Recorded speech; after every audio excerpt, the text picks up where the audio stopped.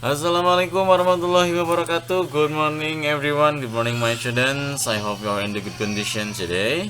And today's topic is very, true, and enough. The first, the word very.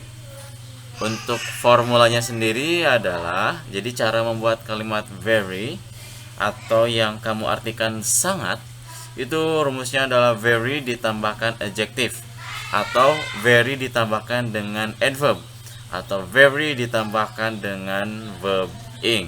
Oke ya. Nah, sebelum melanjutkan ke contoh, I would like to talk about the function.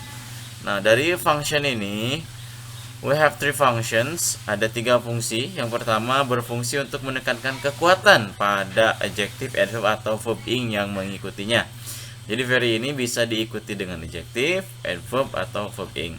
Yang kedua, untuk very merupakan kata yang netral yang dapat bermakna positif ataupun negatif. Sangat jauh, sangat cantik, sangat jelek, sangat kotor. Dan itu bisa negatif ataupun positif.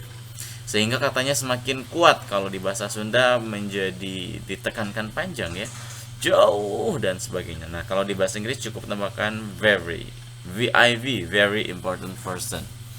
Dan yang ketiga, very berfungsi untuk very tidak dapat digunakan dengan extreme adjective atau kata sifat yang sangat ekstrim. Misalkan pada contoh kata yang sama-sama memiliki kata suhu yang tinggi, yaitu hot dan boiling. The water is very hot. Airnya sangat panas. The water is very boiling. Airnya sangat mendidih. Nah, pada kata hot yang berarti panas dapat disematkan very yang sebelumnya menjadi very hot. Namun pada kata boiling yang berarti mendidih, sifatnya ekstrim. Udah jelas bahwa mendidih itu sesuatu yang ekstrim, nggak panas. Mas, sebaiknya tidak diikuti dengan very menjadi very boiling karena frasa tersebut sudah redundansi atau penghamburan kata, atau dalam bahasa Indonesia kalimat tidak efektif. Nah, contoh lain untuk menggunakan very ada the author wrote very compelling. Ada juga Lisa can understanding the subject very well. He is very funny, I like him. Atau I could not call her. She had a very busy day at work. Atau my home is very close to that store. Ya. Nah, itu contoh penggunaan very. Atau di kegiatan sehari-hari pun kita sering menggunakan very untuk menekankan itu sangat. And the second we are talking about to, the formula atau rumusnya adalah to ditambahkan adjective atau adverb. Berbeda dengan very yang bermakna netral, bisa negatif atau positif. Nah, to ini bermaknanya negatif ya. Dan to ini berarti lebih atau kurang dari yang diinginkan. Nah, to juga dapat digunakan dengan infinite with to setelah adjective atau adverb ya. Jadi misalkan sering mendengar kata too cool, too apa, maka itu bisa berarti kurang atau kelebihan dari yang diinginkan oleh kita, maka maknanya menjadi negatif. Kamu ini terlalu ganteng, kamu ini terlalu makanannya terlalu asin. Nah, dapat kita simpulkan bahwa to di sana sudah berarti negatif ya, terlalu atau kelebihan atau kurang ya. Nah, selain formula yang tadi, do to ditambahkan adjective atau adverb ditambahkan for. Nah, kita juga bisa kasih contoh nih. My coffee is too hot to.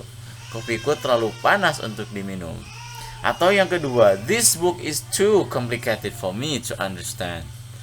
Nah, buku ini terlalu rumit untuk bisa aku mengerti. Nah, kalau mudahnya tadi, makanan ini terlalu asin untuk saya, ya. Atau jadi this food is too salty for me dan sebagainya. Oke. The next untuk contohnya ada it's too noisy in here. Let's go outside. Ada lagi, this shirt is too small for me. Do you have a bigger size? Atau ada I was too tired to tidy up the entire house. Ada lagi Jenny changed her skirt. It was too short for her. Ada lagi the concert ticket is too expensive and I can't afford, dan sebagainya. Dari awal ada too noisy, terlalu berisik, ada too small, terlalu kecil, too tight, terlalu lelah, too short, terlalu kecil, pendek, and ada too expensive, terlalu mahal. Semuanya bermakna negatif, artinya bisa kelebihan, bisa juga kekurangan. Nah, bedanya dengan very yang netral, bisa positif, bisa negatif. And the third, we are talking about enough. Nah, enough ini ada dua formula. Yang pertama enough dengan noun atau dengan kata benda, dan yang kedua ada enough dengan posisinya. Yang pertama enough noun, posisi yang kedua, formula yang kedua adalah adjective plus adverb plus noun ya. Jadi posisinya bisa enough di depan, bisa juga enough di belakang ya. Nah, kita langsung ke contoh yang pertama. Tapi fungsinya dulu ya. Yang pertama, enough mendeskripsikan sesuatu dengan jumlah yang diperlukan. Nah, enough ini bermakna positif. Kalau tadi to bermakna negatif, maka enough bermakna positif. Nah, kata ini memiliki arti bahwa kita memiliki sesuatu sesuai yang diinginkan. Maka enough ini dikatakan cukup ya.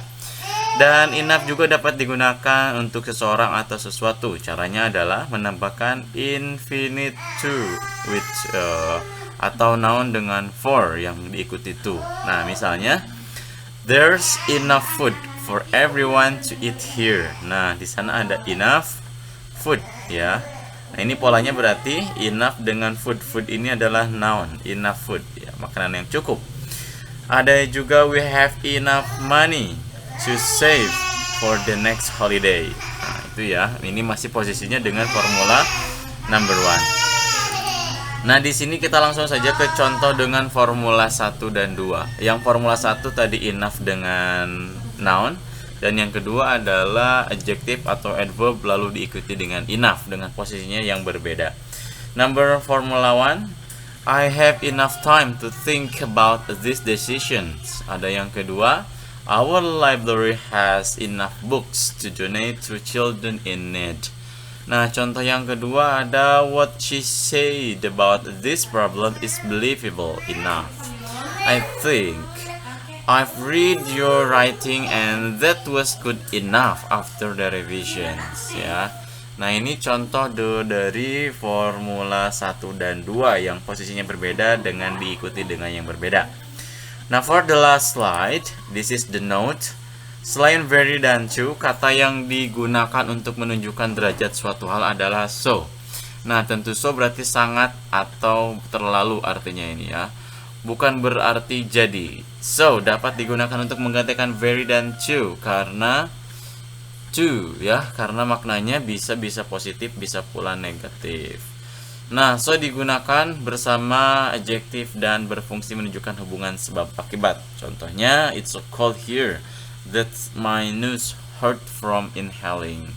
The Rose is so excited about the concert she's going to watch tonight.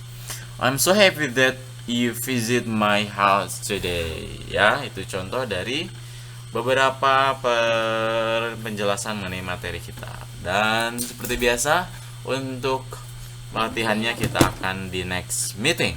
See you next week.